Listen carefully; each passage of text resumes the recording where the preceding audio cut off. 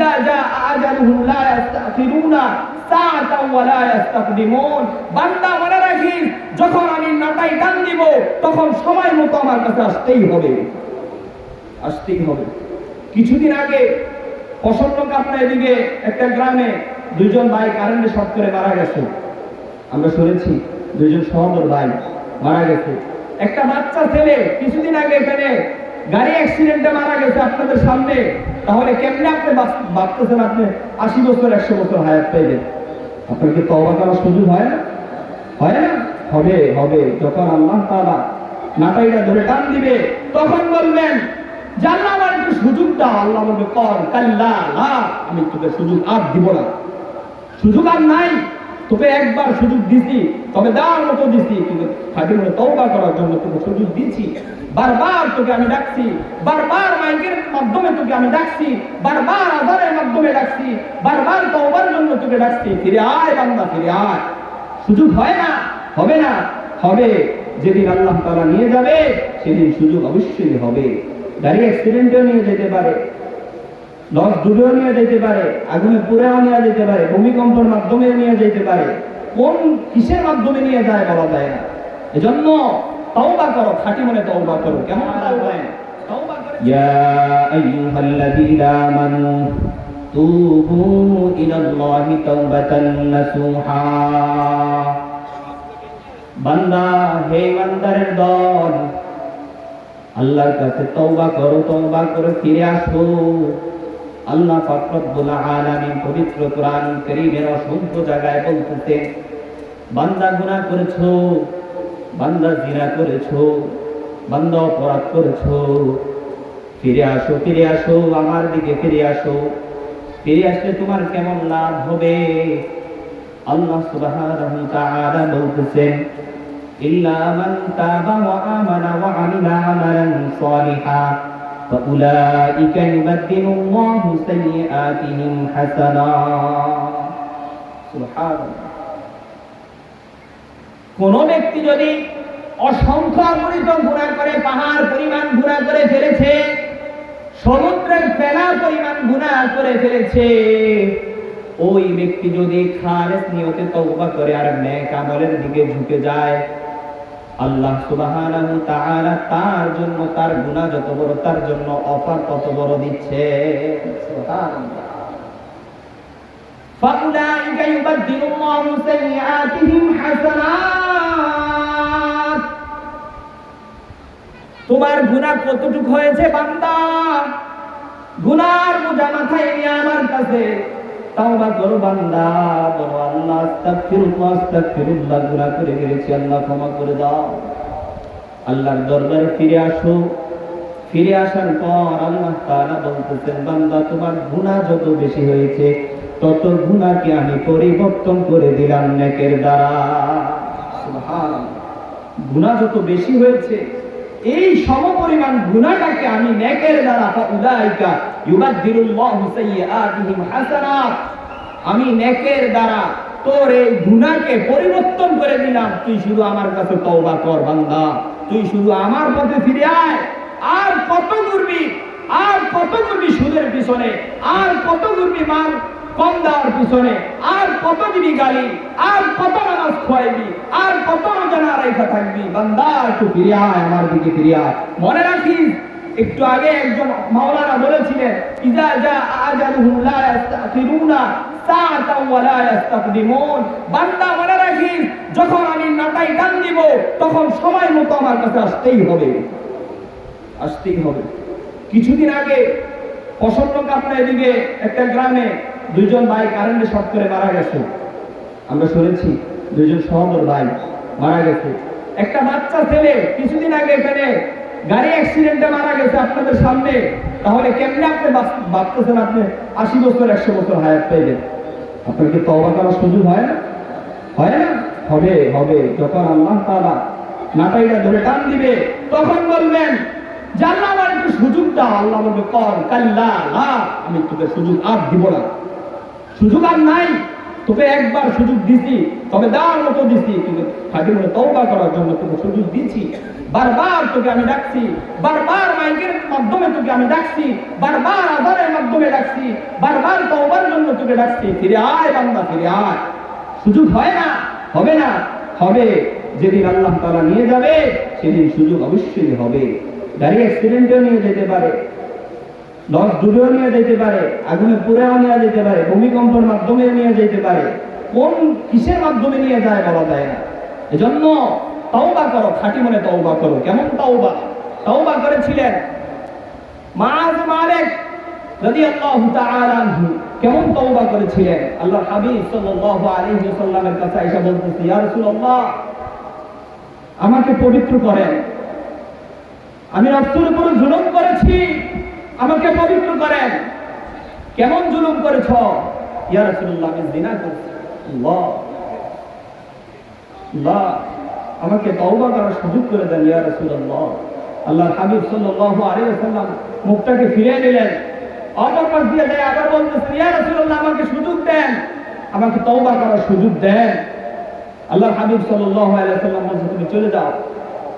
চলে যাওয়ার পর সম্প্রদায়ের কাছে আল্লাহর হাবিব সাল্লাল্লাহু আলাইহি ওয়াসাল্লাম লোক পাঠাইছে, যাও তার গোত্রে গিয়ে জিজ্ঞেস করবা মুআয মালিকের মস্তিষ্ক কি বিকৃত হয়েছে, সে কেন এই কথা বলতেছে? তার মস্তিষ্ক কি বিকৃত হয়েছে? সে কি পাগল হয়ে গেছে? সে কেন এই কথা বলতেছে? যা জিজ্ঞেস করো।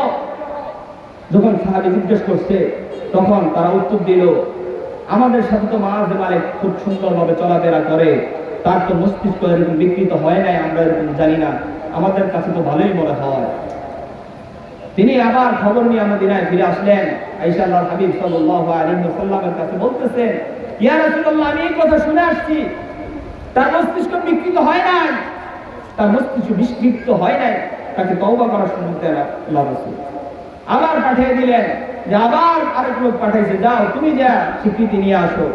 তখন গেলেন, যাওয়ার পরে একই কথা বলতেছে, আমরা তাদের মস্তিষ্ক বিকৃত হওয়া সম্পর্কে জানি না, সে তো পাগল না, সে ভালো মানুষ, সুস্থ মানুষ। মুআয মালিক রাদিয়াল্লাহু তাআলা আনহু আবার ফিরে আসলেন আল্লাহর হাবিবের দরবারে।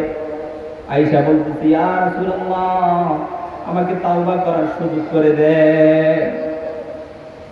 আল্লাহর হাবিব সাল্লাল্লাহু আলাইহি ওয়াসাল্লাম সাহাবীদেরকে ডাকলেন, ডাইকা তাকে রজমের শাস্তি দেওয়ার অনুমতি দিলেন। সাহাবীরা তাকে রজম করা শুরু করলো, পাথর নিক্ষেপ করা শুরু করলো। পাথরের নিক্ষেপের যন্ত্রণা সহ্য না করতে পারে মুআয মালিক একটা দৌড় দিছে।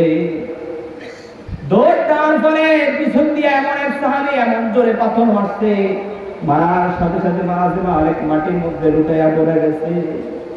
আল্লাহর হাবিব সাল্লাল্লাহু আলাইহি ওয়াসাল্লামের কানে খবর যায়। আল্লাহর হাবিব সাল্লাল্লাহু আলাইহি ওয়াসাল্লাম বলতেছে, তোমরা কি করছো? তাকে ছাইরেই দিতা। সে এমন তওবা করছে, মনে রাখো এই তওবা যদি মদিনাবাসীর জন্য হইতো যথেষ্ট হয়ে যেত। সুবহানাল্লাহ। কিছুক্ষণ পরে গানিদি বংশ থেকে এক মহিলা আসছে, গানিদি মহিলা। আয়েশা আল্লাহর হাবিব সাল্লাল্লাহু আলাইহি ওয়াসাল্লামকে বলতেছে, ইয়া রাসূলুল্লাহ, আমি জিনায় আসক্ত হয়েছি, আমার পেটে জিনার সন্তান রয়েছে, আমাকে পবিত্র করেন। আল্লাহর হাবিব আমাকে পবিত্র করেন। আল্লাহর হাবিব সাল্লাল্লাহু আলাইহি ওয়াসাল্লাম তাকে ফিরিয়ে দিলেন, যাও তোমার সন্তানকে প্রসব করে নিয়ে আসো। সন্তান প্রসব করে আবার 2 বছর পরে ফিরে আসলেন। মহিলা কোলের মধ্যে একটা কাপড়ের মধ্যে সন্তানকে পেঁচাইয়া আল্লাহর হাবিব সাল্লাল্লাহু আলাইহি ওয়াসাল্লামের দরবারে ফিরে আসে। ফিরে আয়েশা বলতেছে, ইয়া রাসূলুল্লাহ, আমাকে পবিত্র করেন, এই যে সন্তান নিয়ে আসছি। আল্লাহর হাবিব সাল্লাল্লাহু আলাইহি ওয়াসাল্লাম ওই মহিলাকে বললেন, যাও ওই সন্তানকে দুধ পান করাইয়া খাবারের উপযুক্ত করে নিয়ে আসো। আবার 2 বছর পর যখন মহিলা আল্লাহর হাবিব সাল্লাল্লাহু আলাইহি ওয়াসাল্লামের সামনে আসছে, আয়েশা বলতেছে, ইয়া রাসূলুল্লাহ, আমাকে চিনতেন নি আমি ওই মহিলা, যেই মহিলাকে তওবার জন্য আপনি ফিরত পাঠিয়ে দেন বারবার। আল্লাহর হাবিব সাল্লাল্লাহু আলাইহি ওয়াসাল্লাম বলতেছে, তোমাকে তো চিনা যায় না, কেন চিনা যায় না? তোমাকে আগে তো খুব লাবণ্যময় চেহারা দেখেছিলাম, এখন মনে হয় শুকাইয়া কঙ্কাল হয়ে গিয়েছ, ব্যাপার কি?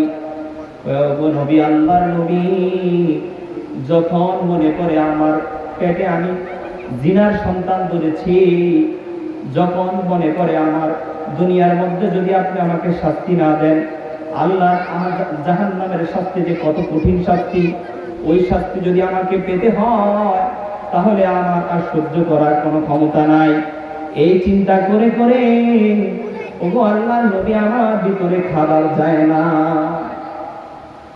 আল্লাহর হাবিব সাল্লাল্লাহু আলাইহি ওয়াসাল্লামকে ওই মহিলা ডাক দিয়া বলতেছে, ওগো আল্লাহর নবী, আমার সন্তানের মুখে রুটি দেওয়া হয়েছে, আপনি একটু দেখেন, সে রুটি চাবাইয়া চাবাইয়া রুটি খায়, সে খাওয়ার উপযুক্ত হয়েছে, আমাকে তওবা করার সুযোগ করে দেন।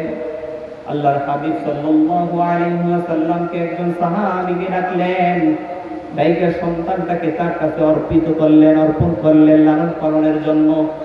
সন্তানটাকে অর্পণ করার পর সাহাবীদেরকে নির্দেশ দিলেন, তাকে বুক পরিমাণ মাটির ভিতরে খনন করে তাকে রজম করা হোক। এমনি ভাবে সাহাবীরা তাকে রজম করার জন্য নিয়ে যায়, পাথর মারতেছে মারতেছে মারতেছে মারতেছে। খালিদ বিন ওয়ালিদ রাদিয়াল্লাহু তাআলা আনহু এমন একজন শক্তিশালী সাহাবী ছিলেন, যিনি নাকি প্রত্যেকটা যুদ্ধের মধ্যে বিজয় লাভ করেছেন। এমন একজন শক্তিশালী সাহাবী অনেক বড় একটা পাথর নিয়ে মহিলার দিকে অগ্রসর হয়। অগ্রসর হয়ে এমন জোরে নিক্ষেপ করে মহিলার মাথার মধ্যে পড়ে রক্তের ছিটকা এসে খালিদ বিন ওয়ালিদের গালের মধ্যে পড়ে। তখন খালিদ বিন ওয়ালিদ একটা গান দিয়া বলল, এই জিনাকারী মহিলার রক্ত আজকে আমার কপালে আমার গালের মধ্যে পড়ছে, তার থেকে আর খারাপ কিছু হতে পারে না। এই কথা আল্লাহর হাবিব সাল্লাল্লাহু আলাইহি ওয়াসাল্লামের কানের মধ্যে পৌঁছা যায়। আল্লাহর হাবিব সাল্লাল্লাহু আলাইহি ওয়াসাল্লাম খালিদকে ডাক দিয়া বলে, খালিদ, তুমি কি বলেছো? তুমি জানো না, তুমি জানো না এই মহিলা যে তওবা করেছে, এই তওবার খবর পুরো আসমান জমিনে হয়ে গেছে। এই মহিলার তওবা যদি সারা পৃথিবীর মানুষের জন্য হয়ে যাইতো তাহলে উপযুক্ত তওবা হয়ে যাইতো। এমন তওবা এই মহিলা করেছে, তবে মহিলা এমন তওবা করেছে আল্লাহ তাআলা তাকে মৃত্যুর পর জান্নাতে পৌঁছাইয়া দিয়েছে। সুবহানাল্লাহ। এজন্য খাঁটি মনে তওবা করতে হবে, খাঁটি মনে তওবা করতে হবে। কেমন তওবা? এমন তওবা করতে হবে যে গুনাহ আমি করেছি, জীবনে আর কোনো গুনাহ করব না, জীবনে আর কোনো পাপ কাজ করব না। আল্লাহ তাআলা আমাদেরকে খাঁটি মনে তওবা করার তৌফিক দান করেন। বলে